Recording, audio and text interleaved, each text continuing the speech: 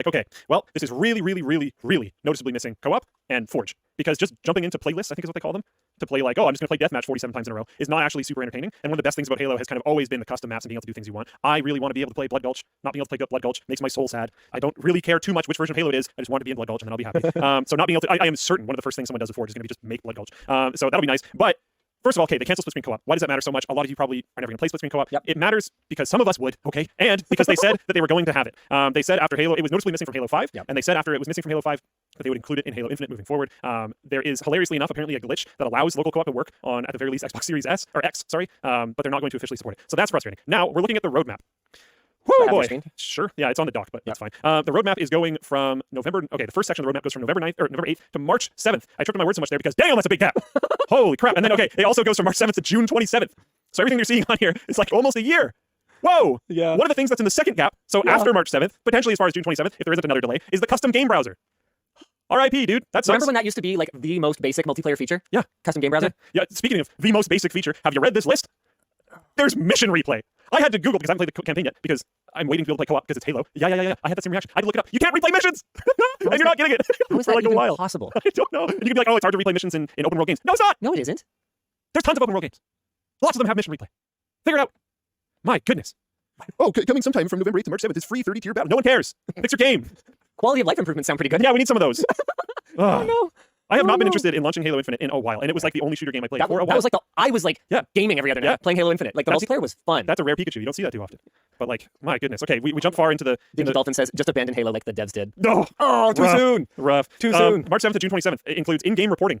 Cool. That probably should have been on launch. Yeah. So much of this stuff like ability to mission replay. Okay, should have been on launch. Co-op should have been on launch. Forge should have been on launch. Tell me something, Mr. Left Ring. So Okay, you actually work managing a development team. Is that correct? Correct. Okay. I feel like I'm testifying. Yeah, you have some developers who report to you. You task them with new things to do. They tell you when they're done, and you find more work for them to do and help to keep projects on track. Would you say that is correct? Sounds right. Okay. That would be yes, sir. Yes, sir. Yeah. Okay. Thank you. Okay. So yes, Your Honor. Okay, we can drop that now. So in your humble opinion, okay, this one feature here in particular, in-game reporting. Now, my understanding of a feature like this is that it's probably like a cheat, like a cheat. Or it's swearing or bad language. But tell me this. In your humble opinion, the complexity of implementing a feature such as this, knowing the amount of metadata and telemetry data that a modern game engine is generating and crapping out, the complexity of creating at least a minimum viable product version of this, would you describe it as extremely high, somewhat high, moderate, somewhat low, or extremely low? I'm going to give a really annoying answer. It sort of depends on suck. what's there. You suck. It sort of depends on what's there. What you suspect is probably there, though. It shouldn't be that hard. Yeah, like really should. Look, I don't mean for you to have to throw your fellow development industry folks under the bus It depends, like okay, this I don't gotta remember. be a management issue. Yeah. That's my point. I'm not throwing developers under the bus. It feels to me like they launched way too early because of something that I actually commended them for, which was they saw Battlefield launch and immediately hard flop. Yeah. And they were like, you can play Halo? And we were all like, sick. And it was nowhere near ready. Yeah. And they should have held it back. Unfortunately. So now, like 80% of the team is probably working on stupid cosmetics and stupid battle passes and whatever. That's in here. In the March 7th to June 27th, new 100-tier battle pass. It's coming. There's cosmetics coming all the time. Yeah, for all the dozens of players that are still playing it. Yep. I mean, hey, maybe 343 doesn't have a lot of developers. A little smaller. Like, maybe it's a very small, it's a tight knit. Whenever I say small some stuff team. about development on WAN Show and then I get people reaching out from those companies, often what I hear is that a lot of these developers want to fix this stuff or want to do these things. That's always the story. Look, you got to understand. It's not like these people are incapable. Software, and it's not even that. It's not that they don't have the passion for it. Software developers, in a lot of cases, especially the ones that work in utterly thankless industries like game development, they are artists every bit as much as the artists who draw the assets or model the characters or whatever else it is. They are every bit as much artists. The art of coding how a projectile might bounce off of an object and create these sparks that come out at, oh well, if it comes in at this angle, it comes in at that. It's freaking art. It's all art. And so you talk to these people and they get so frustrated, right? Because they want to spend the time. Often very passionate about the things that they work on. Want to do it properly, right? But but a lot of these companies are super massive. And when you're super massive, it can be very difficult to move. It can be very difficult to make things happen. Things can be very rigid. And that can be difficult for the managers, that can be difficult for the developers, it can be difficult in a lot of parts of the chain. And something that I don't have experience with directly is working in one of those gigantic companies because I would hate it. I have no desire for that whatsoever. Yeah, we stay just small enough for his tolerance level. Yeah. So when LMG got too big, okay, well, no, you work for Flowplane. Yeah. I was expressing concerns about us getting too big like many years ago. Yeah, so it's that type of thing. I understand. I empathize. It's one of the reasons why I don't work in that industry. So it is what it is. But yeah, I understand it can be tough, and I understand you're often left wanting because you want to fix the thing, you hear the feedback, you want to do something about it, and you just can't. So I get it. But yeah, it's very disappointing.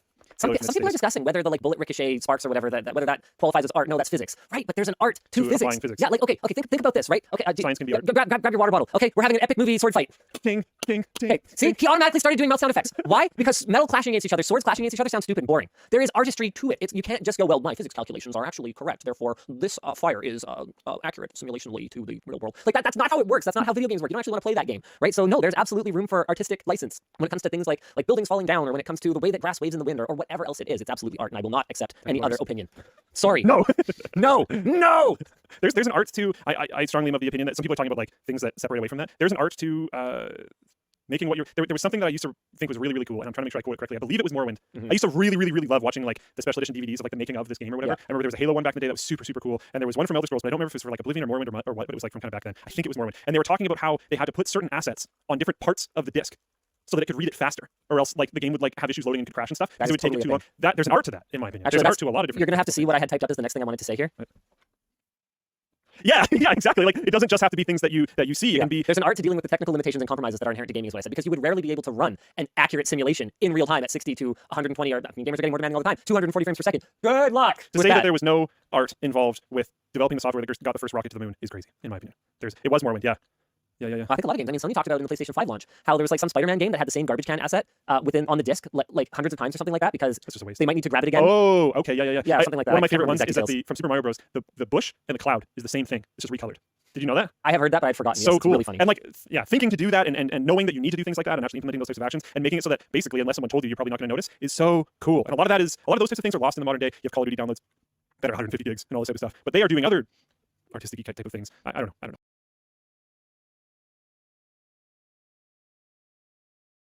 In a very interesting way, because as we've seen Bungie's projects, both past and present, and the amount of references that Bungie has had throughout its entire existence, you could argue that there is a core canon connecting Destiny to Halo in multiple different ways, and it makes this top timeline, the original timeline, a part of this multiverse that does technically exist in Destiny as you go into the deep lore with the Vex and their whole like time travel storylines. There's even a little bit of time travel stuff that carries over from the Bungie days with I Love Bees and all that. So then when there are these little crossovers and references to Halo, you could argue that they are this multiversal acknowledgement. But then if you're just wanting to keep yourself grounded in the Halo universe, we have what we've seen be the main canon from the 343 side, which is kind of this bottom timeline that has the same stories being told, of course, the updated MCC versions, which is nearly identical to the Bungie timeline, except, they fly the Phantoms backwards. Master Chief wasn't the only one trying to stop the Gravemind at the end of Halo 3. I've thought about this one for a long time, and there wasn't really all that much time for anyone to travel to the Installation 08 Halo ring that emerges at the end of the level of the Covenant in Halo 3, and they go on this journey to try to quickly stop the Gravemind by activating the Halo ring. We all know how that goes, and for the most part, the Halo ring consists of the Flood, which makes sense because the Gravemind was trying to rebuild itself on the ring, and Sentinels, which come out of being constructs of this newly emerging Halo ring. However, there is one more entity that's on this Halo ring. This grunt way out here in the middle of nowhere during the Warthog run that begs for Master Chief to spare him. I get it. It's a simple Easter egg, but what was this grunt doing? Where did he come from and why is he there? Is it possible that this grunt realized the imminent threat of what the Flood was doing with the Halo ring and the risk of the entire galaxy, and maybe he traveled too, also to this Halo ring to see if he too could try to destroy the ring in one way or another and prevent the Flood from expanding? Now, see, this is something that 343 should make a book about instead of some of the other questionable things that they've done in books. Rest in peace, Rookie. June and Halsey, one that isn't as much of a conspiracy theory as a lasting mystery, but we never really get an explicit explanation as to what happened in Halo Reach that warranted June and Halsey departing from the rest of Noble Team. Like, obviously from a gameplay perspective and a storytelling perspective, they needed Halsey to make it off of Reach to justify the character's existence later on in the lore, and also at the same time, it could give a big epic finale for the other characters. However, it does seem like an odd decision for Noble Team to choose to split up when they're obviously stronger as a core unit, especially with a mission as important as making absolutely sure that Cortana made it off of the planet. You would think that Halsey is an equally important asset, so either it would be safer for them all to travel the route that June would go with Halsey to escape Reach, or for them all to go and deliver Halsey and Cortana to the Pillar of Autumn. I have a really hard time finding the justification as to why they would split up, because let's say, hey, we can't risk Halsey dying because of all of the combat you're gonna have to push through on the way to the Pillar of Autumn. Wouldn't it be safer for the preservation of Cortana to go with the safer route that June has? Or alternatively, if they thought that June and Halsey escaping was too risky, wouldn't it just make more sense for them to tag along in the safer route with the rest of Noble Team? So were there ulterior motives? Was there some other huge story arc that we don't know about that June had to go do in between these missions? And if so, when do we get that spin-off DLC? Was the Heretic even right? In Halo 2, we're presented with this character of the Heretic leader that is this kind of mini story arc on the Arbiter and the Oracle levels of Halo 2, and you're sent as the Arbiter to go and silence this guy. And honestly, he does kind of bring up some really good points about how the Prophets could be lying to everyone, and at first, you're like, wow, this guy might actually not be this bad of a person. But then, right when it seems like he's making the most sense that he's ever made, he just starts attacking the Arbiter, which does make me question this decision. Why is he even trying to convince the Arbiter if he's just going to use the very first opportunity he can to backstab the Arbiter? Does this mean that this character maybe doesn't have the best moral compass overall, and maybe he doesn't even actually believe in some of the things that he is claiming are important? I don't know. I just think he's a rat, and maybe swimming is in fact better. Is Sergeant Johnson actually a clone? Yeah, we're going here. Okay, this one sounds really silly at first, but it would make a whole lot more sense than some of the actual explanations to what on earth is going on with Sergeant Johnson's character. Firstly, we know that cloning does exist in the Halo universe, though it's typically not that stable, and clones typically die pretty quickly, though there have been some exceptions of clones living for a really long time. But there are multiple instances throughout the Halo timeline where Sergeant Johnson seemingly is in multiple places at the same time. Firstly, on the level Assault on the Control Room, we hear Sergeant Johnson crashing down and radioing